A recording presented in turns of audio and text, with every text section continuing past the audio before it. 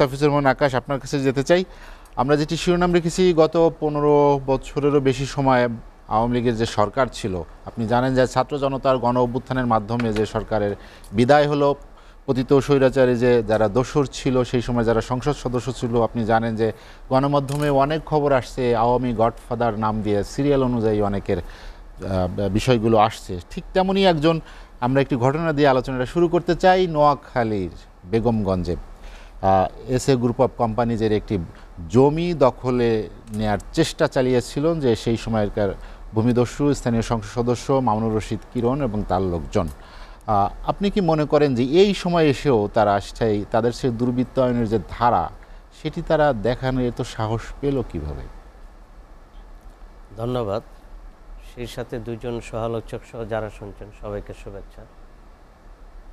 দেখুন, আওয়ামী লীগ সরকার 15 বছরে যে দুর্বৃত্তায়ন করেছে, এই 5ই অগাস্ট আপনার আওয়ামী লীগের পতনের পর আমরা যেটা দেখলাম যে আমাদের একজন সজ্জন ব্যক্তি ডক্টর মোহাম্মদ ইউনূস অন্তর্বর্তী সরকারের প্রধান হলেন।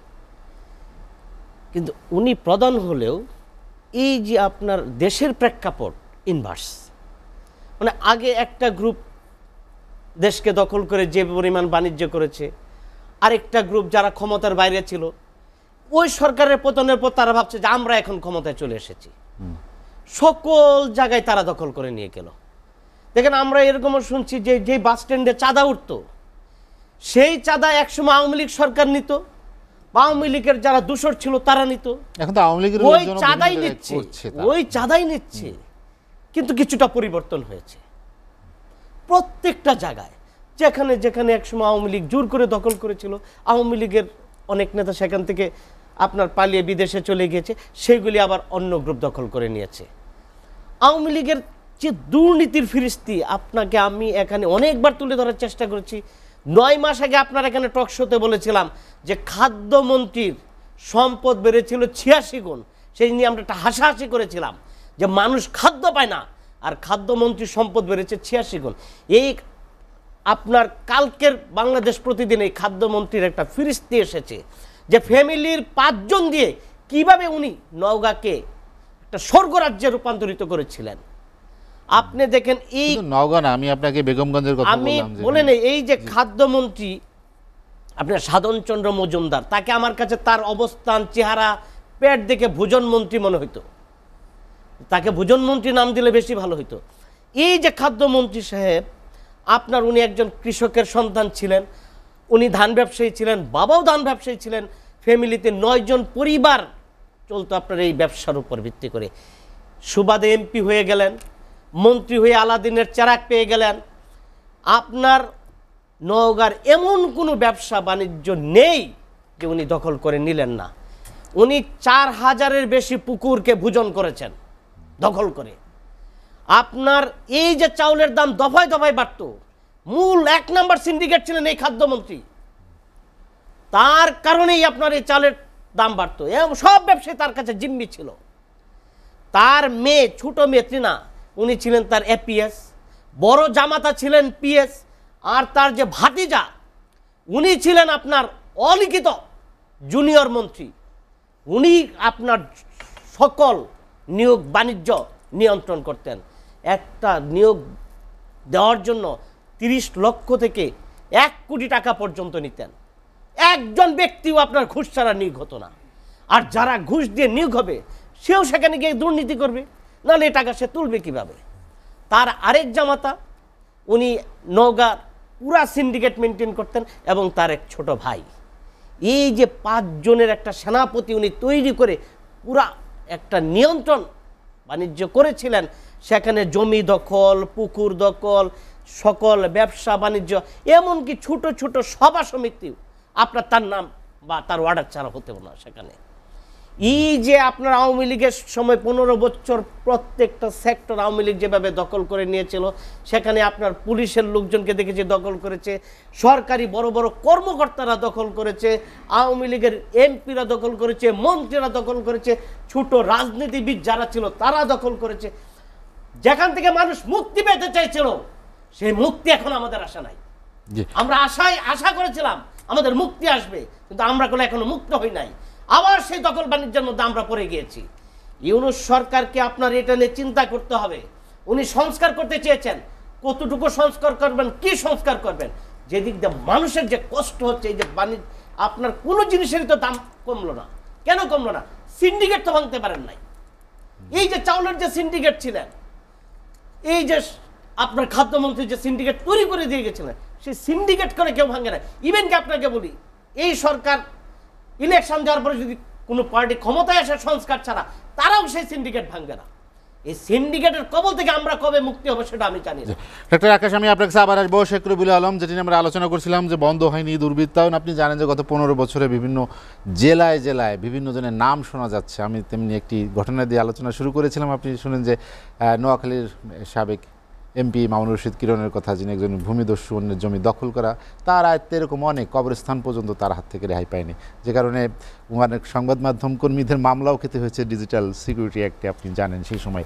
তারপরে খাদ্যমন্ত্রীর কথা বললেন নওগাঁয়, মানে এরকম অনেক যে দুর্বৃত্তায়ন একটা প্রাতিষ্ঠানিক রূপ পেয়েছিল কিনা বিগত দিনে, আপনার কি মনে হয়? ধন্যবাদ আপনাকে, ধন্যবাদ বিরোধী সমালোচক এবং যারা এই মুহূর্তে এসএটিভির সাথে আছেন। দুর্বৃত্ত তো রন্ধে রন্ধে, আর দুর্বৃত্ত তো গত 15 বছর ধরে প্রতিষ্ঠিত হয়েছে। দুর্বৃত্তদের স্বর্গরাজ্য ছিল, সরকারি পৃষ্ঠপোষকতা ছিল, রাজনীতিতে অবাধ বিচরণ ছিল। সেটা সব শ্রেণী পেশার দুর্বৃত্ত বলতে পারেন আপনি, সে ব্যবসায়ী বলেন, আমলা বলেন, রাজনীতিবিদ বলেন, দখলবাজ বলেন, তাই না, দুষ্কৃতিকারী বলেন, তাদের তো দ্বারস্থ হয়েছিল আওয়ামী লীগ। কারণ হচ্ছে যে আওয়ামী লীগ জনরায় উপেক্ষা করে ক্ষমতায় থাকতে চেয়েছিল 15 বছর, যার ফলে আওয়ামী লীগের রাজনৈতিক স্খলন হয়েছে, দুর্বৃত্তদের মানে নরক রাজ্যে পরিণত হয়েছে দেশ। এটাকে স্বর্গরাজ্য বলা ঠিক হবে না, অনেকে বলেন স্বর্গরাজ্য, এটা নরক রাজ্যে পরিণত হয়েছে। তো সেই জায়গা থেকে তো রাতারাতি বেরিয়ে আসা যায়নি। আওয়ামী লীগ প্রধান এবং সরকার প্রধান শেখ হাসিনার পতন হলো নিকৃষ্টতম পতন একটা গণ অভ্যুত্থানের মাধ্যমে। তার সহযোগী কিছু এমপি, কিছু মন্ত্রী, কিছু কেন্দ্রীয় নেতা অদৃশ্য হলো অথবা পালিয়ে গেল। তাদের যে সহযোগী যারা আছে তারা তো আছে, যেগুলি তারা দখল করেছে গত 17 বছরে, অনেকগুলি দখলে আছে, দখল বহল তবিয়াতে আছে। কিছু হাতছাড়াও হয়েছে, কিছু আবার ভিন্ন শ্রেণীর দুর্বৃত্ত, ভিন্ন আদর্শের দুর্বৃত্তরা আবার সেখানে গিয়েছে। রাজনৈতিক প্রশ্রয় আমাদের দল থেকে যদি বলেন, একেবারে জিরো টলারেন্স। দলের কোনো দুর্বৃত্তের স্থান নাই, কোনো দুষ্কৃতিকারীর স্থান নাই, কোনো দখলবাজ চাঁদাবাজের স্থান নাই। পার্টি থেকে বলা হয়েছে যে যদি কারো সম্পৃক্ততা পাওয়া যায়, তার ভিতরে সাংগঠনিক ব্যবস্থা তার বিরুদ্ধে এবং আইনি ব্যবস্থা নেওয়া হবে। ইতিমধ্যে প্রায় 250 জনের উপরে সাংগঠনিক ব্যবস্থা আমরা নিয়েছি, যাদের কম বেশি সম্পৃক্ততা পাওয়া গিয়েছে। আমি একবার নিজে জেনেও বলি, সম্পৃক্ততা নাই, অভিযোগ এসেছে, তারপরও সাংগঠনিক ব্যবস্থা নেওয়া হয়েছে, আইনি ব্যবস্থাও নেওয়া হয়েছে। এখন প্রশ্নটা হচ্ছে যে 17 বছরের দুর্বৃত্ত গণঅভ্যুত্থানের পর একটা অন্তর্বর্তীকালীন সরকারের সময়, অথবা আমরা একটা বড় রাজনৈতিক দল ক্ষমতায় নাই, ক্ষমতায় জনরায়ের ভিত্তিতে যেতে চাই, আপনি একেবারে পরিশুদ্ধ বাংলাদেশ সাথে সাথে পেয়ে যাবেন, সেভাবে দুর্বৃত্তায়ন কিন্তু না। দুর্বৃত্তায়নের শিকড় অনেক গভীরে। ধরেন দখলবাজ, যারা ভূমিদস্যু আপনি বলছেন, একেবারে বাংলাদেশের সবচেয়ে বড় বড় ধনীগুলিও ভূমিদস্যু। আপনি যদি বড় ধনী খোঁজেন, সেখানেও ভূমিদস্যু। তাদের কর্তৃত্ব কমেছে, নিয়ন্ত্রণ কমেছে, কমেনি। এবং ইন্টারেস্টিং হচ্ছে যে এখানে শুধু রাজনৈতিক দলের কর্তৃত্ব না, রাষ্ট্র ব্যবস্থাপনায় যে রাষ্ট্রীয় প্রতিষ্ঠানগুলি আছে, আইন শৃঙ্খলা রক্ষাকারী বাহিনীর যে কর্তৃত্ব আছে, সেখানেও তাদের আনুকূল্য আছে। ওই দুর্বৃত্তদের তারা ম্যানেজ করে, তারা পারচেস করে, তারা ধরেন অদৃশ্য শক্তির ক্ষমতাবানদের সাথে থাকে, আবার কখনো দৃশ্যমান শক্তির ক্ষমতাবানদের সাথে থাকে। যেমন যে দলটি ক্ষমতা আসবে, সেখানে তারা আপনার ওই রাজনৈতিক দলের সাথে মিশে যায়। রাজনৈতিক দলগুলি পরিপূর্ণভাবে পরিচ্ছন্ন হতে পারেনি। আর আমাদের দেশের রাজনীতিটা এবং মানুষের জীবনযাত্রাটা দেখবেন যে একেবারে বহুমুখিতা আছে। প্রত্যন্তলে যান, সেখানে দেখবেন যে ভালো মানুষের রাজনীতি করার বা রাজনীতির সুযোগও কোনো কোনো সময় কম থাকে। মানুষ নাগরিক হিসেবে আমরা খুব বেশি সচেতন না, নিজের স্বার্থ হাসিল করার জন্য আরেক দুর্বৃত্তকেও ভাড়া করছি। ব্যক্তিগত স্বার্থের জন্য দেখা যাচ্ছে যে কোনো কোনো সময় দলকে দায়িত্ব নিতে হচ্ছে, দল বিতর্কিত হচ্ছে। 17 বছরে আওয়ামী লীগের প্রভাবশালীরা অনেক বিএনপির নেতা কর্মীদেরকে অথবা দায়িত্বশীল নেতাকে বাড়িঘর ছাড়া করেছে, তার সম্পদ দখল করে নিয়েছে। আওয়ামী লীগ ভেঙে যাওয়ার পর বা পালিয়ে যাওয়ার পর বিএনপির অনেক নেতা আছে বা অন্য দলের অনেক নেতা আছে, সেটা পুনরুদ্ধার করতে গিয়েছে, সেখানেও গিয়ে সে বিতর্কের মধ্যে পড়েছে। কারণ আওয়ামী লীগ ক্ষমতার বাইরে গিয়েছে, কিন্তু তাদের যে দুর্বৃত্ত, তাদের যে সহযোগী, তাদের দাপট, তাদের আধিপত্য, তাদের কর্তৃত্ব কমেনি। এবং সেইটার থেকে জনগণ অথবা ধরেন অন্য রাজনৈতিক দল পরিত্রাণ পেতে গিয়ে নিজের জানমাল রক্ষা করতে গিয়েও বিতর্কের মধ্যে পড়েছে। তবে চাঁদাবাজ এবং দুর্বৃত্তদের কোনো রাজনৈতিক পরিচয় থাকা উচিত না, এবং সেটা কাম্য নয়। সরকার, আইন শৃঙ্খলা রক্ষাকারী বাহিনী এ ব্যাপারে জিরো টলারেন্সে থাকা উচিত, তাদের গ্রেপ্তার করা উচিত, ইনিশিয়েটিভ নেওয়া উচিত। কিন্তু দুঃখজনক হলেও সত্য যে বাংলাদেশের অনেক কিছুতে ব্যক্তি সম্পর্ক কাজ করে, আত্মীয়তার সম্পর্ক কাজ করে। আইন শৃঙ্খলা রক্ষাকারী বাহিনী প্রত্যক্ষ পরোক্ষভাবে কোনো কোনো সময় দুর্বৃত্তদের পক্ষে থেকেছে বা থাকে, সুবিধা পেয়ে হোক, ব্যক্তিগত সম্পর্কের কারণে হোক, থাকে, যার ফলে দুর্বৃত্তদের তো চিন্তার মধ্যে একটা দুর্বৃত্তায়ন আছে। মানে সে কাকে কখন ম্যানেজ করে, কিভাবে তার আধিপত্য, কিভাবে তার কর্তৃত্ব, কিভাবে তার স্বার্থ রক্ষা করা যায়, সে ব্যাপারে কিন্তু সে খুব পারদর্শী। অতএব রাষ্ট্রীয় একটা ঐক্যমত, আইন শৃঙ্খলা বাহিনীর জিরো টলারেন্স, আইনের শাসন, জবাবদিহিমূলক সরকার, জনগণের সরকার, দায়বদ্ধ একটা সরকার, দায়বদ্ধ রাজনীতিক, এইগুলি যদি আমরা প্রতিষ্ঠিত করতে না পারি, আলটিমেটলি এই দুর্বৃত্তায়নের হয়তো পরিমাণ বেশি কম হতে পারে, কিন্তু সম্পূর্ণভাবে দুর্বৃত্তায়ন থেকে বেরিয়ে আসাটা বেশ কঠিন। জি, শেখ রবিউল আলম, আমি আপনার কাছে আবার আসবো। হাজী আজম হোসেন বাবলু, যেটি নিয়ে আলোচনা করছিলাম যে গণ অভ্যুত্থানের সরকারের পতন হলেও তাদের যারা দোসর বা রেখে যাওয়া যে তারা তো যায়নি, তাই দুর্বৃত্তায়নও বন্ধ হয়নি। বিভিন্ন জায়গায় দখলের চেষ্টা, আমরা যেটি বললাম যে ভূমিদস্যু কিরণের বেগমগঞ্জে এসএ গ্রুপ অফ কোম্পানিজের একটি জায়গা দখলের চেষ্টা, এই যে দুর্বৃত্তায়ন বিভিন্ন সময় প্রাতিষ্ঠানিককরণের মধ্য দিয়ে আসছে, আপনার কি মনে হয় যে এইখানে আসলে অনেক বেশি কঠোর হওয়া দরকার, বা যে প্রক্রিয়ায় বা যে অবস্থা সেখান থেকে বেরিয়ে আসার জন্য সরকার কি কম কঠোর বা একটু দুর্বল মনে হয়? ধন্যবাদ আপনাকে, ধন্যবাদ আমার দুই সহ আলোচক। দেখুন, আজকের যে শিরোনামটা রাখছেন আপনি, বন্ধ হয় নাই দুর্বৃত্তায়ন, খুব সময় উপযোগী একটা শিরোনাম রাখছেন।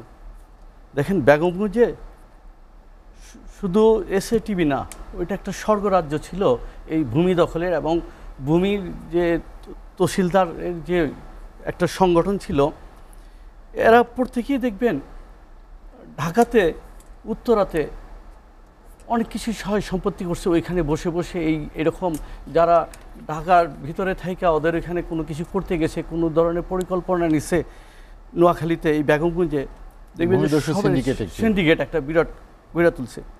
এটা শুধু বিগত সরকারের একটা এই 15 বছরে লালন পালন বা জিরো টলারেন্সের যে একটা শব্দ ছিল, আজকেও সেই শব্দটা আমি রবিউল ভাইয়ের মুখে শুনে খুবই হতাশ হলাম। যে আমি মনে করি বিগত 17 বছরে বিএনপির হাতে গোনা 10 জনের মধ্যে একজন, 10 জন না, আমি মনে করি 3 জনের মধ্যে একজন সোচ্চার ব্যক্তি, স্বজন ব্যক্তি ছিলেন রবিউল ভাই। তার মুখে আমরা শুনতে চাই তার স্পিরিট, যে স্পিরিট আছে সেই স্পিরিটে আমরা ধারণ করতে চাই। যে আজকে যদি বলে যে বিগত দিনে এই 3 মাসে উনি শুনে নাই যে বিএনপির কোথাও দুর্বৃত্তায়ন করছে বা কোথাও এটার সাথে জড়িত আছে, তখন কিন্তু আমরা খুব হতাশ হই। আর ওই যে একটি সিন্ডিকেট যে তৈরি হয়, তখন ওরা উৎসাহিত হয় যে আমার ব্যাকআপ তো আছেই। এখন জেনে হোক না জেনে হোক, বুঝে হোক না বুঝে হোক, ওই লোকগুলি কিন্তু মনে করে কেন্দ্রীয়ভাবে আমার একটা ব্যাকআপ আছে, যে আমরা করি নি। যদি তাই না হয় তাহলে আমরা নিশ্চয়ই গাজীপুরের ঘটনাটা ভুলে যাইনি। 2 দিন আগের, 7 দিন আগের ঘটনা, জুট নিয়ে কী কেলেঙ্কারি হয়েছে। এবং বাংলাদেশের প্রত্যেকটা থানা কিন্তু ওই আওয়ামী লীগের দুর্বৃত্তায়নে যারা তছনছ করে চলে গেছেন, এগুলি কি এখন অরক্ষিত আছে?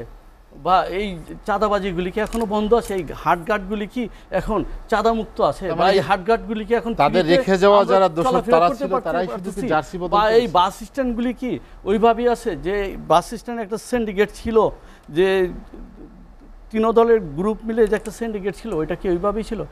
লোকগুলি পরিবর্তন হচ্ছে, পলিসিটা কিন্তু পরিবর্তন হয়নি। পলিসিটা রয়ে গেছে ওই সূত্র, ওই ধার ধরে এখন বরঞ্চ আমি মনে করি আপনি দেখবেন আজকে এই আপনার এসএ টিভিতে বলে গেলাম, আগে যেটা 10 টাকা ছিল এখন ওইটা 15 টাকা হবে, 12 টাকা এদের হবে। দমন করার উপায় কি তাহলে? এদের তো যে কোনো ভাবে ওদের লাগাম তো টেনে যেটা ধরতে হবে। রবিউল আলম ভাই বললেন একটা কথা যে প্রশাসনের এখানে তা না হলে বিশেষ করে আপনাদের মতো শক্ত- যারা ব্যবসায়ী, সৎ ব্যবসায়ী, নীতি নৈতিকতা নিয়ে ব্যবসা করেন, তাদের জন্য তো অনেক বেশি সমস্যা তৈরি অ্যাকচুয়ালি করছে। তো এটা এই প্রত্যেকটা সময় আপনি দেখবেন অন 11-এর সময় ওই রোলারটা ব্যবসায়ীদের উপরে গেছে, ওই আওয়ামী লীগের টাইমেও দেখবেন কিছু ব্যবসায়ী সুবিধা ভোগ করছে আর ম্যাক্সিমামই ব্যবসায়ীরা এটার সাফারাল, এবং বর্তমানও তাই। তবে হ্যাঁ, আমি মনে করি এই যে 3 মাসের যে আমাদের একটা বিরাট একটা সমস্যা ছিল, এবং এই সরকারের জন্য, এই ডক্টর ইউনূসের জন্য একটা চ্যালেঞ্জ ছিল, এটা কিন্তু মোটামুটি আমি মনে করি রিল্যাক্স হয়েছে।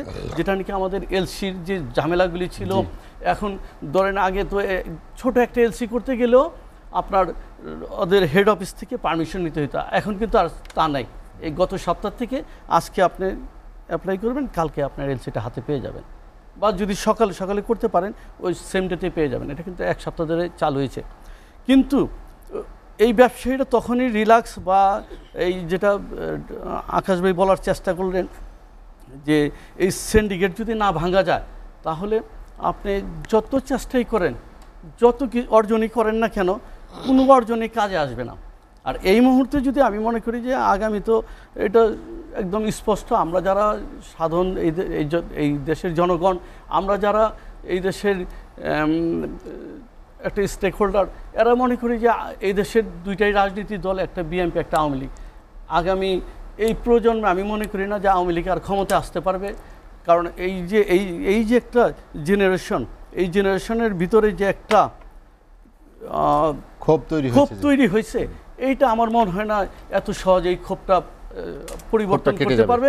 এবং এই ধরনের আওয়ামী লীগের কোনো নেতা আছে বা নেতৃত্ব দেওয়ার মতো লোক আছে, যার ফলে এইটা কিন্তু বিএনপির ঘাড়ে আসবে। এবং বিএনপি আমি মনে করি যদি এই মুহূর্তে ওদের নেতৃত্ব, কারণ আমি বারবার একটা কথা বলি যে গত 10 বছর 15 বছর বা গত 5-7 বছর তো আমরা টিভির স্ক্রিনে জনাব তারেক রহমানকে দেখতেই পারি নাই, কিন্তু আজকে আমরা তারেক রহমানের যে বক্তব্যগুলি শুনি, তখন কিন্তু আমরা মনে করি যে হ্যাঁ, আগামী ভবিষ্যতের জন্য বিএনপির জন্য একটি সুন্দর চমৎকার বার্তা নিয়ে উনি এই দেশ হয়তো নেতৃত্ব দিবেন এবং পরিচালনা করবেন। কিন্তু মাঠ পর্যায়ে যে নেতৃত্ব আছে, যারা এই 300 আসনের অধিকার হবেন, আমি আশা করি তারা যদি সহযোগিতা না করেন, তারেক জিয়া কেন, যদি আল্লাহর ফেরেশতাও চলে আসেন, কোনো লাভ হবে না। ডক্টর মুস্তাফিজুর রহমান আকাশ, যেটি নিয়ে আলোচনা করছিলাম আমরা, যে বন্ধ হয়নি দুর্বৃত্তায়ন। অনেক কিছুতে আমরা ভালো স্বপ্ন দেখি, নতুন বাংলাদেশের স্বপ্ন দেখছি, কিন্তু দুর্বৃত্তায়ন বন্ধ করা না গেলে নতুন বাংলাদেশের স্বপ্ন কতটা বাস্তবায়িত হবে? আর কেন এই দুর্বৃত্তায়ন বন্ধ হয়নি, এর পেছনে কারা, তাদের শক্তি আসলে কি? ধন্যবাদ। দেখুন, আমরা নতুন বাংলাদেশের স্বপ্ন দেখি, নতুন বাংলাদেশ পেয়েছি। আমাদের প্রধান উপদেষ্টা একজন সজ্জন ব্যক্তি, উনি আমাদের যে আপনার এই যে আমেরিকায় ছিলেন, উনি যে সম্মেলনে ছিলেন, সেখানে উনি অনেক সম্মান পেয়েছেন। জাতিসংঘের সাধারণ অধিবেশনে তিনি জাতিসংঘের ৭৯তম সাধারণ অধিবেশনে ছিলেন উনি। বিশ্বের অনেক ক্ষমতাধর রাষ্ট্র ওনাকে যে সম্মান দেখিয়েছে, আমরা করলে সেই জন্য গর্বিত। দেখেন, উনি 12 জন রাষ্ট্রপ্রধান, সরকার প্রধানের সাথে উনি বৈঠক করেছেন, বাইডেন সহ, এবং 40 জনের বেশি বৈঠক করেছেন আপনার বিভিন্ন সংস্থার সাথে, উনি বিভিন্ন নেতৃবৃন্দের সাথে, এবং সকল দেশের সরকার প্রধান ওনাকে সহযোগিতা করার আশ্বাস দিয়েছেন। সেই জন্য করে আমরা ওনাকে পেয়ে লাকি পারসন। দেখেন, বাংলাদেশের এই দুর্নীতি কেন লাগাম টানতে পারছি না? প্রথম কথা হচ্ছে, যারা দুর্নীতি করে তারা জানে আমি যদি যেভাবেই টাকা কামাতে পারি, আমাকে যেই দলই ক্ষমতায় আসুক আমাকে আশ্রয় প্রশ্রয় দিবে, আমার বিরুদ্ধে যে মামলা হবে সেই মামলা আমার কিছু হবে না। আপনি দেখেন, এই আওয়ামী লীগ সরকারের পতনের পর যে মামলাগুলি হচ্ছে, সেই মামলাগুলি খুব বেশি দুর্নীতি নিয়ে হচ্ছে না। মামলা হচ্ছে আপনার মার্ডার হয়েছিল, সবার বিরুদ্ধে মার্ডার মামলা হচ্ছে, অথচ সবাই দুর্নীতি করেছে। দুদক বলছে 300 জন মন্ত্রী, এমপি, উপদেষ্টা, আমলা, পুলিশের বড় কর্মকর্তাদের নজরদারিতে রেখেছেন। অথচ আমরা দেখছি প্রতিদিনই কম বেশি আপনার পুলিশ কর্মকর্তা বিদেশে পালিয়ে যাচ্ছেন পুলিশেরই সহায়তায়। এই যে 626 জন আপনার আর্মির হেফাজতে ছিলেন, তাদের নামগুলি সরকার প্রকাশ করতে পারে নাই। তারা কোথায় আছে আমরা জানি না। তারা যদি দুর্নীতি করে থাকে, তাদের সে দুর্নীতি অবশ্যই দুর্নীতি করেছে। আওয়ামী লীগের বড় বড় নেতাদের ধরেন, পুলিশের বড় বড় ঊর্ধ্বতন কর্মকর্তাদের, কারণ একটা বিগ সিন্ডিকেট তো ছিল, আমরা জানি। কেউ 1000 কোটি টাকার নিচে দুর্নীতি করে নাই। দুর্নীতি বললে ভুল হবে, তা 1000 কোটি টাকা মাফিয়া ছিল না। এই যে মাফিয়ারা আপনার আজকে কোথায় আছে আমরা জানি না। যে মামলা দিচ্ছেন, এই মামলাগুলি তারা অটোমেটিকলি কিছুদিন পর খালাস পেয়ে যাবে, এবং যেই সরকারই আপনার পরবর্তীতে আসুক, সেই সরকার তাদেরকে লালন পালন করবে। তারা তো জানে। এই যে আমাদের দুদক বলি, এই দুদককে তো এখন পর্যন্ত আমরা শক্তিশালী করতে পারি নাই বা করছিও না। আমি আগেও বলেছি, এই দুদক হচ্ছে নোক অ্যান্ড দন্তহীন। এবং যে স্বল্প সংখ্যক জনবল দুদকে আছে, একজন করে যদি ওনারা দুর্নীতির অনুসন্ধান করেন, বছরের পর বছর পার হয়ে যাবে, সরকারের পর সরকার চেঞ্জ হবে, কিন্তু ওই ব্যক্তির দুর্নীতির উনি ফিরিস্তি টেনে মামলা দিতে পারবেন না। তাহলে যাকে দিয়ে আপনার কাজ করতে হবে, দুর্নীতির লাগাম টানতে হবে, তাকে তো শক্তিশালী করতে হবে। দুদককে তো শক্তিশালী করতে হবে, আইনকে শক্তিশালী করতে হবে, আইনকে নিজস্ব গতিতে চলতে দিতে হবে। কিন্তু আইন তো নিজস্ব গতিতে চলতে পারে না। আওয়ামী লীগের সরকারের সময় আমরা দেখেছি, আইন আওয়ামী লীগ সরকারের কথা বলে। আওয়ামী লীগের কোনো ব্যক্তি অন্যায় করেছে, তার বিরুদ্ধে মামলা হয়েছে। ইভেন কি আপনার ড্রাগের গডফাদার, মাদকের গডফাদার, তার বিরুদ্ধে মামলা হয় নাই। আমরা কোন দেশে বাস করি?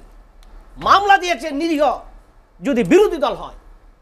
ময়লার গাড়ি পোড়ানোর মামলা হয়েছে বিএনপির মহাসচিবের বিরুদ্ধে। আমি সেটা নিয়ে প্রতিবাদ করেছিলাম যে উনি একজন সজ্জন ব্যক্তি, ওনার বিরুদ্ধে ময়লার গাড়ি পোড়ানোর মামলা কেন দিয়েছে? অথচ এত বড় বড় অপরাধ করেছে আওয়ামী লীগের নেতারা, তাদের বিরুদ্ধে মামলা হয় নাই। বড় বড় ব্যবসায়ী আওয়ামী লীগকে যেভাবে ইন্ধন দিয়েছে, তাদের কোনো বিচার হয় নাই। এই টেলিভিশনের কিছু মাফিয়া ছিল, সাংবাদিক, তারা আপনার সরকারের কাছ থেকে সুযোগ সুবিধা নিয়ে একজন সাংবাদিক কিভাবে 1000 কোটি টাকা সম্পত্তি হয়, তার কিভাবে প্লট, ফ্ল্যাট, গাড়ি, বাড়ি, নারী সব হয়ে যায়। এই সরকার আশ্রয় প্রশ্রয় দিয়ে তাদেরকে করেছে। কিন্তু তাদের বিরুদ্ধে এখন পর্যন্ত এই আপনার ডক্টর ইউনূস সরকার কোনো পদক্ষেপ নেয় নাই। কয়েকজন তো কারাগারে আছে। এই কয়েকজন তো এই তো আওয়ামী লীগের সময় আমরা দেখেছি, আইওয়াস যাদেরকে ধরে দেখছি, এবং আপনার যারা ছাড়া পায় তাদেরকে ধরে। আপনি আইনমন্ত্রী জীবনে ধরা খেতেন না, সালমান এফ রহমান ধরা না খেতেন যদি নদীর পারে না যেতেন। উনি পুলিশের কাছে যেতেন, আর্মির কাছে যেতেন, ওনাদেরকে আপনার আপ্যায়ন করে বিদেশে পাচার করে দিত, পার করে দিত। এখনো ওনারা যতটুকু শুনেছি জামাইয়ের মতো আছেন, জামাই আদর পাচ্ছেন, চা খেতে চাচ্ছেন। কিছুদিন পর আপনার একটা স্থিতি অবস্থা ফিরে আসবে, ওনাদের মামলাগুলি থেকে ওনারা বেরিয়ে আসবেন। যেই সরকার আসবে সেই সরকারের সাথে ওনারা সখ্যতা করে আবার লাগামহীন দুর্নীতি করবেন। তাহলে সেখান থেকে তো আমাদেরকে বেরিয়ে আসতে হবে। এই সরকার যে সংস্কারগুলি নিয়েছে, সেই সংস্কারগুলি যে আপনার ধীরগতি, 6টা বিষয়ে সংস্কার করতে চাচ্ছে। আপনারা 6টা বিষয়ে ওনারা 6 জনকে প্রধান করলেন। সেই প্রধানের সাথে একটা কমিটি করবেন, কারা কারা কমিটিতে থাকবে। 1 তারিখ থেকে কাজ শুরু করার কথা অক্টোবরের, তো আমরা কিছু দেখছি না। তাহলে 3 মাস ওনারা সময় নেবেন, 3 মাসে কি কাজ করবেন রুটম্যাপ জানি না। তারপরে আপনার বিভিন্ন রাজনৈতিক দলের সাথে বসবেন। কিন্তু দেখেন ইতিমধ্যে গেলে আমরা দেখতে পাচ্ছি বিভিন্ন রাজনৈতিক দল এই সরকারের বিরুদ্ধে বক্তৃতা দেওয়া শুরু করেছেন। গণ অধিকার পরিষদের নুরুল হক নুরু অলরেডি বলেছেন যে আপনারা যেভাবে রাষ্ট্র ক্ষমতা আছেন, আপনারা 1 মাসের বেশি থাকতে পারবেন না যদি আমরা আপনাদের জন্য আন্দোলন শুরু করি। বিএনপি নির্বাচন চাচ্ছে, জামাতও নির্বাচন চাচ্ছে। সংস্কার তো ওনারা শুরুই করতে পারলেন না, অলরেডি বিভিন্ন দল নির্বাচন চাচ্ছেন। তো ওনারা সংস্কারটা করবেন কিভাবে? ওনাদের প্রত্যেকটা দিন গুরুত্বপূর্ণ এই ইউনূস সরকারের। কিন্তু ওনারা যদি এইভাবে 2 মাসের কাছাকাছি সময় চলে আসছে, এইভাবে সময় নষ্ট করেন, কিছুদিন পর ওনারা এই বিভিন্ন দলের চাপের কারণে আর সংস্কার করতে পারবেন না। আর যদি সংস্কার না করে এইভাবে নির্বাচন হয়ে যায়, যারা আওয়ামী লীগের সময় দূষর ছিলেন তারা যেই দল ক্ষমতায় আসবে, আমি নাম বলতে চাচ্ছি না, সেই দলেরই তারা দূষর হবেন, তারা আবার লাগামহীন দুর্নীতি করবেন, আবার হয়তো ছাত্র জনতার কখনো অভ্যুত্থান হবে, সেই সরকারের পতন হবে, আমরা আবার টকশোতে সেইভাবেই কথা বলবো। জি ডক্টর আকাশ, আমি আপনার কাছে আবার আসবো। শেখ রবিউল আলম, আমরা যেটি নিয়ে আলোচনা করছিলাম, বিশেষ করে আকাশ বলছিলেন যে সরকারের বিশেষ করে ভূমিদস্যু, দখলবাজ, চাঁদাবাজ এদেরকে দমন করার ক্ষেত্রে কোনো শৈথিল্যতা আছে কিনা, নাকি আইন শৃঙ্খলা রক্ষাকারী বাহিনীর দুর্বলতার প্রকাশ পাচ্ছে? না, আইন শৃঙ্খলা রক্ষাকারী বাহিনী তো কিছুটা বিধ্বস্ত, কিছুটা জরাজীর্ণ, কিছুটা কিংকর্তব্য বিমূঢ়, কিছুটা নৈতিকভাবে বিধ্বস্ত। কারণ আপনি পুলিশ বলেন, এলিট ফোর্স, র্যাব বলেন, ডিটেকটিভ ব্রাঞ্চ বলেন, তারা দীর্ঘদিন ধরে দলীয় পারপাস এবং রাজনৈতিক উদ্দেশ্যে ব্যবহার হতে হতে তাদের মরালিটি যেটা এখানে চলে গিয়েছে, যে তারা সৎ সাহস নিয়ে ন্যায্য এবং কোনো কাজ করতেও তারা এখন আর উৎসাহী সেই আগের সাহসটা পায় না। হ্যাঁ, আগের সাহস না, আগের সাহস মানে আগে যে aggressiveness ছিল, তাদের আক্রমণাত্মক ছিল। আগে হচ্ছে দলীয় বিবেচনায় তার সর্বোচ্চটা দিত, কিন্তু এখন ন্যায় প্রতিষ্ঠার ক্ষেত্রে তার যে সর্বোচ্চটা দেওয়ার দরকার সেটা- এবং দায়িত্ব যে রাষ্ট্রে আছে, এটা সে উপলব্ধিই করে না। কিন্তু রবিউল ভাই, বিগত আমলে যারা একদম সরাসরি দুর্বৃত্তায়নের সাথে যুক্ত ছিল, তো আমরা সবাই জানি, গণমাধ্যমে খবর আসছে, অনেকে নামও আলোচনা আসছে, তাদের বিরুদ্ধে তো অবশ্যই একটা কঠোর অ্যাকশনে যাওয়া উচিত। না, এটা তো ধরেন বড় বড় দুর্বৃত্ত যারা ছিল, নিশ্চয়ই তাদেরকে বিচারের আওতায় আনার জন্য কিন্তু এই অন্তর্বর্তীকালীন সরকারের দায়িত্ব রয়েছে। আমাদের এই গণ অভ্যুত্থানের মূল মন্ত্রটাই ছিল তাই, যে যারা দুর্নীতিবাজ, যারা ক্ষমতার অপব্যবহার করেছে, যারা গণহত্যা করেছে, যারা ধরেন দুর্নীতি করেছে, অর্থ পাচার করেছে, ভোটাধিকার হরণ করেছে, গণতন্ত্র হত্যা করেছে, অনির্বাচিতভাবে ক্ষমতায় থেকেছে, বিত্ত বৈভবের মালিক হয়েছে রাষ্ট্র ক্ষমতা ব্যবহার করে, তাদের অবসান এবং তাদের শাস্তি। অবসানটা করা গিয়েছে গণ অভ্যুত্থানের মাধ্যমে, ছাত্র জনতা, সব রাজনৈতিক দল, সব আপনার শ্রেণী পেশার মানুষ সেটা করেছে। এখন তাদের বিচার দরকার। এই বিচার করার জন্য তো একটা অন্তর্বর্তীকালীন সরকার হলো, তাই তো? কিছু প্রাতিষ্ঠানিক সংস্কার, কিছু প্রশাসনিক সংস্কার, নির্বাচন কমিশনের সংস্কার, বিচার বিভাগের সংস্কার করে একটা গ্রহণযোগ্য নির্বাচনের পথ, যেটা হাসিনার সরকার রুদ্ধ করেছিল, তার থেকে উন্মুক্ত করে গণরায়ের ভিত্তিতে একটা জনগণের সরকার প্রতিষ্ঠিত করা, দুটিই তো কাজ ছিল এবং এখনও দুটিই লক্ষ্য। সে জায়গায় শৈথিল্য আছে, সে জায়গায় মনোসংযোগের কিছুটা অভাব আছে, সেই জায়গায় সমন্বয়ের অভাব আছে। এটা কিন্তু প্রতিষ্ঠিত এবং দৃশ্যমান। সে ব্যাপারে আরও বেশি মনোযোগী হতে হবে, আরও বেশি ধরেন অ্যাক্টিভ হতে হবে, অ্যাক্টিভ। আবার এই সরকারটাকে তো আমরা আস্থায় রাখি, সব রাজনৈতিক দলও সমর্থন করে। কেন তারা একটু কিংকর্তব্য বিমূঢ় অথবা মন্থর গতি, এটা নিয়ে কিন্তু ইতিমধ্যে প্রশ্ন উঠছে। তবে আমরা যেভাবে জাতি হিসেবে তাদেরকে সমর্থন করেছি, যে আস্থা এই সরকারের প্রতি রেখেছে, আমার মনে হয় যে এই বিষয়গুলি তার একটু সমন্বিতভাবে তাদের কাজ করা দরকার। এবং বড় বড় দুর্নীতিবাজ যারা ছিলেন, 4টি পরিবার, আজকে বাংলাদেশ ব্যাংকের গভর্নর গতকালকে বলেছে যে 4টি পরিবার 2 লাখ কোটি টাকা পাচার করে দিয়েছে। 16 লক্ষ কোটি টাকার উপরে পাচার হয়েছে গত 1 দশকে, অর্থাৎ আওয়ামী লীগের এই সরকারের আমলে। ব্যাংকগুলিতে রাইট অফ যদি ধরেন, প্রায় 3 লাখ কোটি টাকার উপর হচ্ছে খেলাফি ঋণ, এগুলি আছে। অর্থ পাচারে আমরা এশিয়ার 2য় ঝুঁকিপূর্ণ রাষ্ট্র এবং সারা ওয়ার্ল্ডের 25তম ঝুঁকিপূর্ণ রাষ্ট্র। তো এই যে যারা এগুলি করলো, তাদের কি বিচার হবে না? তাদেরকে গ্রেপ্তার করতে শৈথিল্য থাকা উচিত। এবং এই ইনিশিয়েটিভ তো আপনার আমজনতা নেবে না, সরকারকে নিতে হবে। এবং এই মামলাগুলিও সরকার করবে। সরকার কিছুটা ইনিশিয়েটিভ নেয়নি আমি তা বলবো না, কিন্তু আমি আবারও বলছি যে গতিটা মন্থর। মানুষ এটা দৃশ্যমান শাস্তি দেখতে চায়। প্রয়োজনে একটা স্পেশাল ট্রাইব্যুনাল করেন আপনি। এই সমস্ত দুর্নীতির বিচার তথ্য প্রমাণের ভিত্তিতে, এগুলি কিন্তু আপনার সাক্ষী প্রমাণ দরকার নেই, কাগজপত্রই এটা সাক্ষী। আপনি কিভাবে টাকা নিয়েছেন, পেপারস তা বলবে। আপনি কিভাবে পাচার করেছেন, পেপারস তা বলবে। এখানে তো এভিডেন্সগুলি হচ্ছে আপনার লিখিত এবং দৃশ্যমান একেবারে। সেই কাগজে প্রমাণ করবে যে আপনি দোষী, কিন্তু নথিপত্র প্রমাণ করবে যে তারা কি নথিপত্র করবে। তো সেটার জন্য একটা ট্রাইব্যুনাল করে আপনি 3 মাসের মধ্যে বিচার শেষ করেন। আপিল করতে চাইলে সেটাও 3 মাসের মধ্যে শেষ করেন, 1 বছরের মধ্যে বিচার শেষ করে দেন, শেষ করে দিয়ে দৃষ্টান্তমূলক শাস্তি দেন। আপনি বেছে বেছে যদি 50 জন দুর্নীতিবাজকে শাস্তি দিতে পারেন, সেটা অনুকরণীয় হবে এবং সেটা দৃষ্টান্ত হবে। আগামীতে মানুষ চিন্তা করবে, ভয় পাবে। সেটা তো শুরু করতে হবে অন্তর্বর্তীকালীন সরকারকে।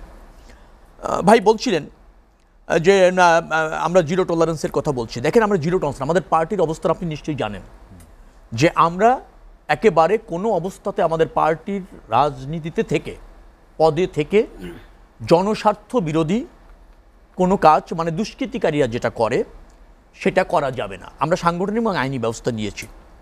এখন আপনি যদি আমাকে দায় দিতে চান, বড় রাজনৈতিক দল হিসেবে দিতে পারেন, আমি দায়টাকে শ্রদ্ধা করি, এই কারণে আমার জবাবদিহিতা রয়েছে। কিন্তু আলটিমেটলি যেহেতু আমরা ক্ষমতায় নেই, একটা সরকার ক্ষমতায় আছে এবং আইন শৃঙ্খলা রক্ষাকারী বাহিনী আমাদের ফেভার পাচ্ছে না, সরকার দ্বারা নিয়ন্ত্রিত, আমাদের কর্তৃত্ব নাই, আমরা পার্টির অবস্থান থেকে স্পষ্ট করে বলেছি যে যারা দখল করছে, যারা চাঁদাবাজি করছে, যারা দুর্বৃত্তায়ন করছে, তারা আমাদের দলের কেউ না, আপনারা গ্রেপ্তার করেন, আমরা সাংগঠনিক ব্যবস্থা তো নিচ্ছি, আইনের আওতায় আনেন, আমাদের কাছ থেকে কোনো প্রশ্রয় নেই। একটি রাজনৈতিক দল হিসেবে এই মুহূর্তে এর চেয়ে বেশি করণীয় আমাদের বা দায় আপনি দিলে রাজনৈতিক দল হিসেবে সব কিছু সহনশীলভাবে নিতে হয়, তাই নিব, উদারতার সাথে নিতে হয়, নিব। কিন্তু জায়গাটা হচ্ছে আমরা সর্বোচ্চ চেষ্টাটা করছি, এটা আপনাকে আশ্বস্ত করতে চাই। ঠিক হবে না। হ্যাঁ, কারণ সরকার আছে। আপনি বলেন যে একজন দুর্নীতিবাজ গ্রেপ্তার হয়েছে, একজন দখলবাজ গ্রেপ্তার হয়েছে, বিএনপি দলীয়ভাবে তদবির করেছে তাকে ছাড়িয়ে আনার জন্য, অথবা তাকে স্বপদে বহাল রেখেছে। এরকম দৃষ্টান্ত যদি দিতে পারেন নিশ্চয়ই দল দায় নেবে এবং আমি একজন দলের কনিষ্ঠ নেতা হিসেবেও দায় নেব। আমি বলতে চাচ্ছি যে দুর্বৃত্তায়ন এবং চাঁদাবাজদের কোনো রাজনৈতিক দল পরিচয় থাকতে পারে না। আমাদের দল সম্পূর্ণ দুর্নীতি বা চাঁদাবাজ মুক্ত, আমি তা বলছি না, কিন্তু আমাদের দলে দুর্বৃত্ত এবং চাঁদাবাজ রাজনীতির প্রশ্রয় পাওয়ার কোনো সুযোগ নেই, সেটা আমি নিশ্চিত করছি। হ্যাঁ, আগামীতে সংগঠন যখন আমরা পুনর্গঠন করছি, কমিটিগুলি যখন হচ্ছে, আমাদের যখন নির্বাচন আসবে, আমরা যখন আপনার জনপ্রতিনিধি নির্বাচিত করবার জন্য যখন নমিনি দেব, সেই সব ক্ষেত্রে আমরা জনমত যাতে তার পক্ষে থাকে, জনরায়টা যেন তার পক্ষে যায়, সে আপনার এই যে দুর্বৃত্তায়ন, ক্ষমতালোভী ব্যবসায়ী, সুবিধাভোগী ব্যবসায়ী, সুবিধাভোগী আপনাকে যেটা বলে পেশাজীবী, এইগুলির কোনো প্রশ্রয় বিএনপিতে থাকবে না। বিএনপি 31 দফা নিশ্চয়ই জানেন যে আমরা একটা অঙ্গীকার করেছি রাষ্ট্র বিনির্মাণে, রাষ্ট্র কাঠামোগত সংস্কারে, রাজনীতিতে সংস্কারে এবং সরকারে কিছু সংস্কারে। আমি সময় পেলে সেগুলি তুলে ধরবো এর পরবর্তীতে, যে সে জায়গায় আমরা নিশ্চিত করেছি আমরা জনগণের বাংলাদেশ চাই, আমরা রাজনীতিটা করতে চাই জনকল্যাণ ধারণ করে, জনসমৃদ্ধি নিশ্চিত করে। ভুল ভ্রান্তি যদি বিচ্যুতি কিছু থেকে থাকে, নিশ্চয়ই আমরা সেই জায়গা থেকে বেরিয়ে আসারও সময় চাচ্ছি। কারণ আমরা 17 বছর ধরে একটা আন্দোলন করেছি, সংগ্রাম করেছি, সব শ্রেণী পেশার মানুষের প্রয়োজন হয়েছে। আর বাংলাদেশের মানুষের জীবনযাত্রাটাও দেখবেন যে একেবারে প্রান্তিক পর্যায়ের মানুষের পরিশুদ্ধ বা আয় রোজগারের জায়গাগুলি একেবারে কিন্তু পরিশুদ্ধ না।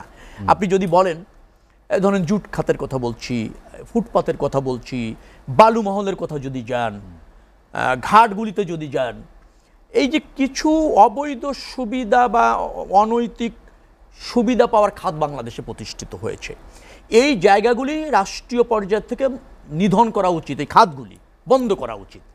সেটি না হলে হয় কি, এই ভাসমান যে কিছু সুবিধা পাওয়ার যে খাতগুলি আছে, সেটা একটা মাসেলম্যান প্রাধান্য আছে, বা ধরেন কাউকে ম্যানেজ করে এগুলি নিয়ন্ত্রণ করা যায় এবং কিছু মানুষ এগুলি জীবী হয়ে গেছে, জীবী।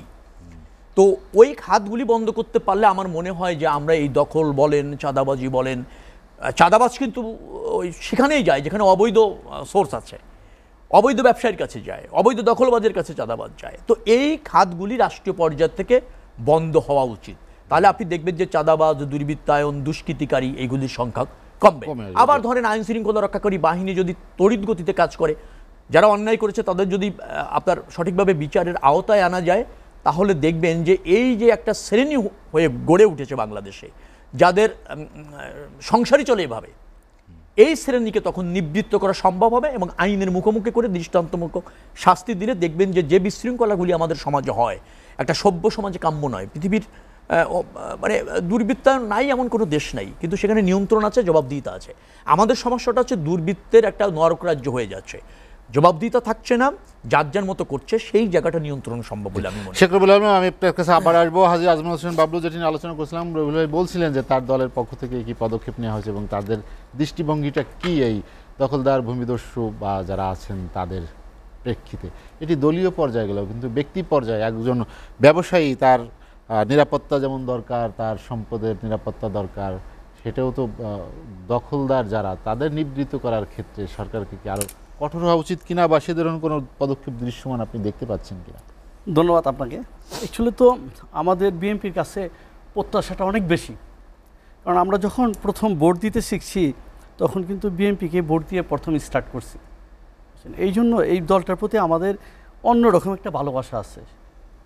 এবং আপনি খেয়াল করে দেখবেন বিএনপির লোকগুলি যারা বিএনপি করেন ম্যাক্সিমামই খুব এলিট ফ্যামিলিতে আসছে, সজ্জন ভদ্র, এরা পড়াশোনা করে, বুঝছেন। আমি বিশেষ করে রবিউল ভাইকে দেখছি যে এই বিগত 15 বছর আপনাদের টক শোতে তার উপরে যে হ্যামারিং, যে টর্চারিং হয়েছে, উনি কিন্তু একটুও নড়ে নাই।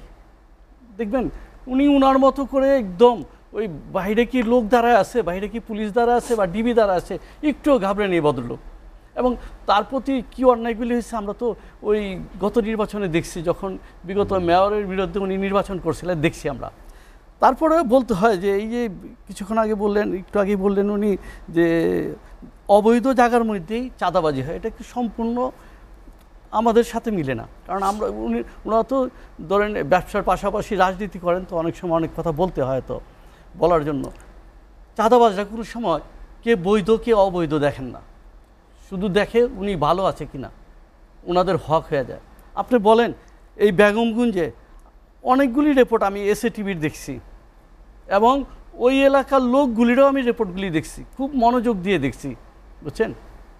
আপনি কি ওই জায়গাগুলি বা ওই প্রতিষ্ঠানগুলি এগুলি কি অবৈধ ছিল বা অবৈধভাবে উনি কিনছে? নিশ্চয়ই অবৈধভাবে কিনেন না। এবং ওইখানকার রিপোর্টটা দেখলে স্পষ্ট, এবং ওই জায়গাগুলি যদি আজকে এই অনেক আগে যদি উনি ঠিক মতো আপনার বুঝে পেতেন তাহলে হয়তো ওইখানে অনেক মেইল ইন্ডাস্ট্রি অনেক কিছু পরিকল্পনা ওনার ছিল, এবং হয়তো তাহলে কি হলো ওইখানকার যে সাধারণ লোকগুলি যারা খেটে খাওয়া মানুষগুলি বঞ্চিত হইল।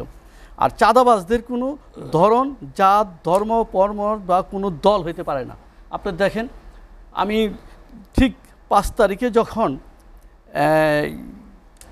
এই স্বৈর শাসনের পতন হইল, 6 তারিখে সম্ভবত আপনাদের পল্টনের মিটিংটা হইল, 7 তারিখে মিটিংটা হইল। আমার একটা বাড়ি আছে ঢাকেশ্বরী রোডে, তো আমি ওই বেলকনিতে দাঁড়া দেখলাম আর হাসলাম যে মিছিল যাচ্ছে, ট্রাকে চড়ে ব্যান্ড বাজায়, এই লোকগুলি কারা? এই বিগত স্বৈর শাসনের সময় এই মেজরিটির লোকগুলি ছিল, এলাকায় দাবড়ায় বেড়াইছে, এদের কোনো দল থাকে না। এটা কথাটা রবিউল ভাই ঠিকই বলছেন, এরা একটা শ্রেণী। এই শ্রেণী সবচেয়ে যে বার্তা সেটা তো এই পদ্ধতি এই জন্য এই দায় দায়িত্ব কিন্তু আমি এইখানে আসতেছিলাম, এই দায় দায়িত্ব বিএনপির নিতে হবে, যেহেতু 152 জনের শহীদের রক্তের বিনিময়ে এইবার কিন্তু আমরা বলি যেটাকে স্বাধীন হয়েছে। এই স্বৈরা শাসন থেকে দেশ স্বাধীন না, স্বৈরা শাসন থেকে স্বাধীন হয়েছে 1552 জনের 81 জনের রক্তের বিনিময় আজকে এই স্বাধীন হয়েছে, জীবনের বিনিময়। এবং কত লোক পঙ্গু হয়ে গেছে, কত লোকের চোখ গেছে, মিনিমাম জীবনের চোখে দেখবেন 800 লোক, তার চেয়েও বেশি, এর চেয়ে অনেক বেশি, ডবলের বেশি আছে যারা 1 চোখ 1 পা 1 হাত, ওরা কিন্তু একবারের জন্য মন খারাপ করে না, একবারে। তখন ওদের মন খারাপ হবে যখন দেখবে যে আমরা কি বাংলাদেশ চেয়েছিলাম, কি বাংলাদেশ পেলাম। এই জন্য এইবার দায়ভার অনেকটাই বেশি, অনেক দায়িত্ব নিয়ে বিএনপির, কারণ এই দেশে আমরা তো স্পষ্ট এখন যে আগামী ক্ষমতা বিএনপি আসতেছে বা বিএনপি এই দেশ চালাবেন, তারেক জিয়ার নেতৃত্বে এই দেশ চলবে। এই জন্যই আমাদের বলা উচিত বা বলতে হবে আমাদের, কারণ আমরা বিগত দিনের সবসময় স্বৈর শাসনের নেতৃত্ব যারা ছিলেন সবসময় বলতেন জিরো টলারেন্স, এবং যে অন্যায়গুলি হয়েছে কাজ হতো উল্টো, যার ফলে আমরা চাই না আর এই উল্টো বলে যে এই ওয়ার্ড পর্যায়ের যে যারা দলবাজি বা যারা চাঁদাবাজি করার জন্য রাজনীতি করেন, অ্যাকচুয়ালি তো রাজনীতি করেন না, রাজনীতিকে ব্যবসায়ী হিসেবে হাতিয়ার হিসেবে যারা ব্যবহার করেন, এই আমরা চাই না যে আর আগামীতে এরা ফিরে আসুক এবং এই ধরনের আমাদের মধ্যে আতঙ্কের সৃষ্টি হোক। ডক্টর আকাশ, আমরা যেটি নিয়ে আলোচনা করছিলাম যে দুর্বৃত্তায়ন বা দখলবাজ ভূমিদস্যুদের বিরুদ্ধে যে কড়া পদক্ষেপ প্রয়োজন, আপনার যে সরকার নানাবিধ জায়গায় সংস্কার করছে, সংস্কার কার্যক্রম পরিচালনার মাধ্যমে বিশেষ করে আইনশৃঙ্খলা রক্ষাকারী বাহিনী সেখানে তাদের যে নতুন যে ভাবধারায়, নতুন যে নীতি নৈতিকতায় প্রতিষ্ঠা পাবে, সেইখানে এই সাহস বা এই অবস্থার চিরতরে বন্ধের কোনো পদক্ষেপ নেওয়া সম্ভব হবে কিনা? ধন্যবাদ। সেই সংস্কার করতে হবে এবং সকল রাজনীতিবিদদের উচিত হবে সেই জায়গাতে ঐক্যমতে পৌঁছা। দেখেন, এই হাসিনা সরকার যে অবিচার, অন্যায়, অত্যাচার করেছে, সেই জন্য যে ছাত্ররা আন্দোলন করছিল, ছাত্ররা শুধু বৈষম্যের জন্য আন্দোলন করেছিল, কোঠা বৈষম্যের জন্য, কিন্তু আপমর জনতার আকাঙ্ক্ষা ছিল এই স্বৈর শাসক ভোটের অধিকার হরণ, আমি খেতে পারছি না, আমার প্রতি অবিচার করছে, অন্যায় করছে, তার জন্য হলে জনতা নেমেছিল। দেখেন, এই আন্দোলনে করলে 1.5 মাসের বাচ্চাকে কোলে নিয়ে মা রাস্তায় নেমেছে। শিশু স্কুলে যায় না, ওইরকম শিশু আমরা রাস্তায় দেখেছি। 90 বছরের বৃদ্ধ, শিশু থেকে 90 বছরের বৃদ্ধ, তাদেরও আকাঙ্ক্ষা ছিল এই স্বৈরশাসকের পতন হোক, দেশে একটা স্থিতিশীলতা ফিরে আসুক।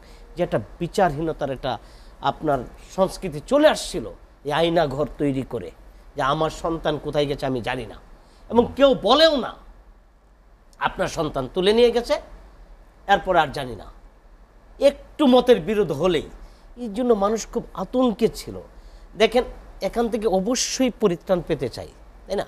এই পরিত্রাণ পেতে গেলে যে এই ইউনূস সরকার যে আপনার আইনগুলি করতে চাচ্ছে, সেখানে সকল রাজনৈতিক দলের ঐক্যমতে পৌঁছাইতে হবে, যাতে সামনে এমন একটা আপনার রাষ্ট্র ব্যবস্থা তৈরি হয় যেখানে কেউ দুর্নীতি করার সুযোগই পাবে না।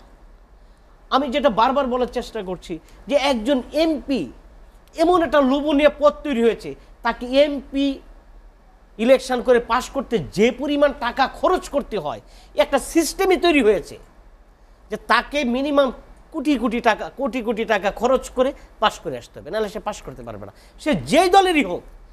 এই যে একটা আপনার সংস্কৃতি বিদ্যমান, এইটাকেই আপনার সংস্কার করতে হবে যে একজন এমপিকে কেন এত টাকা খরচ করতে হবে। তাহলে তো সে আবার এই টাকা কামানোর জন্য বসে থাকবে। অলরেডি আওয়ামী লীগের সময় বলেছিল একজন এমপি যে আমি 2 কোটি টাকা খরচ করে এসেছি, আমি 2 কোটি টাকা উদ্ধার করব, চলবো। আমি 1 মিনিট বলি, আলোচনা শেষ করতে চাই, হাতে সময় কম, এখান থেকে আমাদেরকে বের হয়ে আসতে হবে। তাহলে আপনার দেখেন, আজকে রাষ্ট্রকে এমনভাবে সংস্কার করতে হবে যে আইনগুলি আছে, যে লোভনীয় পদগুলি আছে, সেগুলি আপনার কিভাবে অলাভজনক করা যায় সেই ব্যবস্থা করতে হবে। আমি খরচ না করলে আমি কামাবো না, এই জিনিসগুলি যদি আমরা করতে পারি। আর আইনের সবই আইনে আছে, কিন্তু প্রয়োগ নাই। এই জন্য আমাদের মন মানসিকতার পরিবর্তন করতে হবে, যেই দলই ক্ষমতায় আসুক। আকাশ, আপনাকে অসংখ্য ধন্যবাদ। ভালো মানুষকে রাজনীতিতে আনতে হবে, কারণ দিন শেষে রাজনীতিবিদরা এই দেশ চালাবে। আলোচনা শেষ করতে চাই, আপনাকে অসংখ্য ধন্যবাদ। শেখ রবিউল আলম, যেটি নিয়ে আলোচনা করছিলাম যে কাঙ্ক্ষিত সংস্কার, এই দুর্বৃত্তায়ন বন্ধে আসলে কতটা কার্যকর সংস্কার। তো ধরেন, আপনি দুর্বৃত্তায়নের বন্ধের সংস্কার কি আছে? আমাদের প্রতিষ্ঠানগুলিকে যদি আপনি জরাজীর্ণ না করেন, রাজনৈতিকভাবে ব্যবহার না করেন, যে কমিশনগুলি আছে, যে রাষ্ট্রীয় প্রতিষ্ঠানগুলি আছে, সাংবিধানিক প্রতিষ্ঠান, সংবিধিবদ্ধ প্রতিষ্ঠান, রাষ্ট্রের 3টে বিভাগ, সরকার যদি জনগণ কর্তৃক নির্বাচিত হয়, পার্লামেন্ট যদি জনগণের কাছে দায়বদ্ধ থাকে, সরকার যদি পার্লামেন্টের কাছে দায়বদ্ধ থাকে, ডেফিনেটলি এটাই সংস্কার। এটার প্রয়োগ দরকার। রাজনৈতিক পক্ষপাততুষ্ট প্রয়োগ হবে না, এইটুক করলেই হবে। সংস্কার তো চলমান, সংস্কার তো ধরেন সময়ের পরিবর্তনের সাথে সাথে প্রয়োজন। আপনি যে আধুনিক যেটা ডেমোক্রেসি, ওয়েস্টার্ন ডেমোক্রেসি দেখছেন, যে সুশাসন ডেনমার্কে দেখছেন, নরওয়েতে দেখছেন, পশ্চিমা দেশগুলিতে দেখেছেন, সেটা তো ধাপে ধাপে হয়েছে। আমরা সেই ট্র্যাকটাতেই তো উঠতে পারিনি, নিশ্চয়ই হয়ে যাবে। আপনি যেটা বলছিলেন দুর্বৃত্তায়ন বা চাঁদাবাজি, দখলবাজি, আপনি যাই বলেন না কেন, অবৈধ খাত এবং দখল নির্ভর খাত বন্ধ করতে হবে রাষ্ট্রের থেকে। এই প্র্যাকটিসটা তখনই হবে যখন এটা অবাধ উন্মুক্ত থাকে। আচ্ছা, তো সেটা বন্ধ করতে হবে। আরেকটা জিনিস আছে যে জনগণকেও সোচ্চার হতে হবে। এখন চাঁদাবাজ গিয়ে চাঁদা নিবেই, এখনকার এই প্রেক্ষাপটে খুব সম্ভব না। আইন শৃঙ্খলা রক্ষাকারী যদি সজাগ যদি হয়, জনগণও যদি সচেতন হয়, প্রতিবাদ প্রতিরোধ করতে জানে, আমার বিশ্বাস বৈধ ব্যবসা করে বা অবৈধ ব্যবসা করে যাই করুক না কেন, চাঁদা দিতে কেউ বাধ্য কেউ করতে পারে না। কিন্তু আপনি যেটা দেখেছেন যে ছাত্রলীগ, যুবলীগের অনেক ছেলে গ্রেপ্তার হয়েছে, মেইন স্ট্রিম মিডিয়াতে আসছে, তারা যুব দলের পরিচয় গিয়ে চাঁদা চেয়েছে, বা তারা ছাত্রলীগ করে, যুবলীগ করে। আসলে এইটা সমাজের যে একেবারে আইডেন্টিফাইড করে বের করাটা কোনো কোনো সময় কঠিন হয়। এই উদ্বুদ্ধ পরিস্থিতিতে এই ধরনের বিড়ম্বনার মধ্যে বিএনপিকে পড়তে হচ্ছে। আর দ্বিতীয়টা হচ্ছে, আরেকটা গোষ্ঠী আছে যাদের রাজনীতির প্রতি অনীহা, রাজনীতিতে বিধবা, রাজনীতিতে অযোগ্য, তারা আবার সম্ভাব্য জনপ্রিয় রাজনৈতিক দল বিএনপিকে প্রশ্নবিদ্ধ করবার জন্য কিছু চক্রান্ত এখানে আছে। উনি যেটা বলছিলেন যে কিন্তু 1500 বিগত আমলে যারা অপ্রতিরোধ্য হয়ে উঠেছিল এরকম অনেকেই তো আছে, কেন হয়েছিল আপনার কি মনে হয় যে তখন যে না, বিগত আমলে হয়েছিল সরকার দুর্বৃত্ত নির্ভর ছিল, মাসেল শক্তি নির্ভর ছিল, তারপরে সে জনগণের কাছে দায়বদ্ধ থাকিনি বা জনগণের সমর্থন তার প্রয়োজন হয়নি। সে মনে করেছে বৃত্ত শ্রেণী এবং দুর্বৃত্ত শ্রেণী যদি আমার পাশে থাকে তাহলে আমার রাষ্ট্রীয় ক্ষমতা নিশ্চিত হয়, সেই কারণে এগুলি প্রশ্রয় পেয়েছে। আমি তো প্রথমেই বলেছি আমরা রাষ্ট্রীয় ক্ষমতায় নেই, কিন্তু আমার দলেও এগুলি প্রশ্রয় নেই। আইন শৃঙ্খলা রক্ষাকারী বাহিনী যথাযথ পদক্ষেপ নিক, আমাদের সহযোগিতা রয়েছে। আমাদের দলে থেকে আপনার দুষ্কৃতিকারী এবং চাঁদাবাজ দখলবাজের দখলদারিত্ব বা চাঁদাবাজি করার কোনো সুযোগ নেই, এটা ফরএভারের জন্য বন্ধ। দায়িত্ব নিয়ে আমি বলছি। ভাই বলছিলেন যে 1581 জন জীবন দিয়ে কিন্তু এই সরকারের পতন হয়েছে, কিন্তু ভাই ভুলে গিয়েছেন যে আমরা গত 17 বছরে 600 লোকে গুমের শিকার হয়েছি, 2000 লোকের কাছাকাছি আইন শৃঙ্খলা রক্ষাকারী বাহিনীর হেফাজতে নিহত হয়েছে, 2200 মতো হচ্ছে আনঅথরাইজ কিলিংয়ের শিকার হয়েছে। শুধু এই গণতন্ত্র, এই ভোটাধিকার, এই দুর্বৃত্ত মুক্ত বাংলাদেশ, জনগণের বাংলাদেশ প্রতিষ্ঠিত করবার জন্য, আর কোনো কারণ ছিল না। সর্বশেষ যে আন্দোলনটা হলো, আপনি যে ছাত্র জনতা, রাজনৈতিক দল, সব শ্রেণী পেশার মানুষ করে যে গণ অভ্যুত্থানটা ঘটালো, সেখানেও আমাদের 422 জন নিহত হয়েছে, প্রায় ধরেন 25,000-এর মতো আহত হয়েছে, 22,000-ই আমাদের দলের নেতাকর্মী, 14,000 গ্রেপ্তার হয়েছে, 12,000 আমাদের শীর্ষ নেতারা সহ আমরা গ্রেপ্তার হয়েছে। অর্থাৎ বিএনপি কিন্তু এই দুর্বৃত্তমুক্ত বাংলাদেশ গড়ার জন্য এই স্যাক্রিফাইসটা করেছে। আন্দোলন সংগ্রাম, ধরেন 1.5 লক্ষ মামলা, 60 লাখ লোক আসামি। আমি ছোট্ট একজন দায়িত্বশীল নেতা, বললেও ভুল হবে, দলের কর্মী বলা যায়, 193টা মামলা আমার বিরুদ্ধে হয়েছে একটা আসনে প্রতিনিধিত্ব করতে গিয়ে, ঢাকা 10 আসনে। আমি 4 বছর 1 মাস জেলে থেকেছি। আমি এই 4 বছর 1 মাসের 9 বার গ্রেপ্তার হয়েছে। আমি 99 দিন রিমান্ডে থেকেছি। কিসের জন্য? নিশ্চয়ই একটা সুন্দর বাংলাদেশ, একটা গণতান্ত্রিক বাংলাদেশ, নিজে ভোট দিতে চেয়েছি, নিজে ভোট করতে চেয়েছি, এটুকু ছিল অপরাধ। একসময় আপনাকে কয়েকদিন খুঁজেও পাওয়া যাচ্ছিল না। আমাকে র্যাব ধরে নিয়েছে 7 দিন, স্বীকারই করেনি তারা। এটা হচ্ছে 2013 সালের 22 ডিসেম্বর, জাতীয় নির্বাচনের আগে যে আন্দোলনটা হচ্ছিল। আমি র্যাবে 72 ঘন্টা দাঁড়িয়ে থেকেছি, আমাকে বসার কোনো সুযোগ দেওয়া হয়নি। আমাকে রাখা হয়েছে 1.5 ফিট বাই 1.5 ফিট একটা জায়গায়, যে আপনি পা যদি ব্যান করতে যান 2 ফিট জায়গা লাগে। আমি 62 ঘন্টা দাঁড়িয়েছিলাম র্যাবে। তো এই যে আয়নাঘরের কথা শুনছেন, দিনের পর দিন রিমান্ড, 99 দিন রিমান্ডে ছিলাম। এমন আছে ডিবিতে একটা জায়গায় আমাকে রাখা হয়েছিল একবার, সেটা হচ্ছে 2015 আন্দোলনের আগে। 6 রাত 6 দিন আমি জানি না কীভাবে কখন রাত হচ্ছে কখন দিন হচ্ছে, শুধু লাইট আছে, কিন্তু আপনি কিছুই টের পাচ্ছেন না। এরকম জায়গা আমাদের থাকতে হয়েছে। হয়তো অনেকে বলবেন যে রাজনীতি করলে এটা এরকম সাপার হতে হয়, করতে হয়, এই জন্য তো আপনারা রাজনীতি করেন। দ্বিমত করছি না, সে ঝুঁকি নিতে কার্পণ্য করি নাই, কিন্তু মনে রাখা দরকার সবাই এই দেশে কিন্তু এই যে স্যাক্রিফাইস করেছে, ছাত্র জনতা মারা গেল। আজকে আহতদের দেখেন, আমার এলাকায় আমার আসনেই 5 জন নিহত হয়েছে। এবং এই সংকটকালীন সময়ে যে আন্দোলনটা হচ্ছিল, তখন আমি ঢাকা মহানগর বিএনপির প্রধান সমন্বয়কারী ছিলাম দক্ষিণের। সর্বাত্মক চেষ্টা করেছি ছেলেপেলেদের দিয়ে। 200-র মতো আমার আসনেই আহত হয়েছে। কিসের জন্য? আমি আবারও বলছি যে বাংলাদেশটা আমাদের বানানোর জন্য, মানে যে বাংলাদেশে মানুষ তার মালিকানা এনজয় করবে, যে বাংলাদেশে আমি আপনি স্বাধীনভাবে থাকবো, নিরাপদে থাকবো, মত প্রকাশ করব, পছন্দের জনপ্রতিনিধি বেছে নেব। এই বাংলাদেশে তো চেয়েছি আমরা। একটা সরকার চাই যে আমার প্রতিনিধিত্ব করবে, বাট আমার কাছে দায়বদ্ধ থাকবে, যে আমার মতামতের ভিত্তিতে, আমার রায়ের ভিত্তিতে ক্ষমতায় যাবে, ক্ষমতায় গিয়ে আমার অধিকার প্রতিষ্ঠিত করবে এবং আমার প্রতি মনোযোগী থাকবে। সেই জন্যই তো স্যাক্রিফাইস। অতএব হতাশ হওয়ার কিছু নাই। নিশ্চয়ই জনরায়ের ভিত্তিতে বিএনপি যদি ক্ষমতায় আপনারা আসীন করেন, আপনারা নতুন বাংলাদেশ বিএনপির হাত ধরেই পাবেন। শেখ রবিউল আলম, আপনাকে অসংখ্য ধন্যবাদ। হাতে সময় নিয়ে আলোচনা শেষ করবো। হাজী আজম হোসেন বালু, আলোচনার শেষ দিকে চলে এসেছি। যে আত্মত্যাগ বা যে ত্যাগের বিনিময়ে যে স্বপ্ন বাস্তবায়ন সেটি হবে, যেটি রবিউল ভাই বললেন, যে আসলে আমরা হতাশ হতে চাই না, আমরা আশা রাখতে চাই বন্ধ হবে এই দুর্বৃত্তায়ন। না, আমরা তো অ্যাকচুয়ালি আশাবাদী মানুষ, অবশ্যই আমরা আশা করব। আর আমি এর আগের রাউন্ডেই বলছি যে বিএনপির কাছে আমাদের প্রত্যাশাটা অনেক অনেক বেশি, যার ফলে আমরা তো আশা করবই যে, এবং আমরা তো জানি বা আমাদের এই বাংলাদেশের যে স্টেক হোল্ডারগুলি আছে সবাই জানে যে আগামী সরকার গঠন করতে যাচ্ছেন বিএনপি। আমরাও চাই বিএনপি আসুক, এবং বিএনপি আসার পর যে এই সাধারণ জনগণের বা এই যে 1581 জনের রক্তের বিনিময়ে যে স্বাধীন হইল, এটা যাতে পূর্ণ আবৃত্তি আরেকবার এই আন্দোলন বা এইরকম ধরনের আর কোনো মারবো খালি দেখতে চাই না, আর কোনো বোনকে আমরা বিধবা হতে দেখতে চাই না। জি হাজি আজম হোসেন বাবলু, আপনাকেও অসংখ্য ধন্যবাদ। শেখ রবিউল আলম এবং ডক্টর মুস্তাফিজুর রহমান আকাশ, আপনাদেরকেও অসংখ্য ধন্যবাদ। দর্শক, জানিয়ে রাখি লেট এডিশন পুনঃপ্রচার হয় সকাল ৮টায়। আজ এ পর্যন্তই। ভালো থাকুন, সুস্থ থাকুন, এসএটিভির সঙ্গেই থাকুন।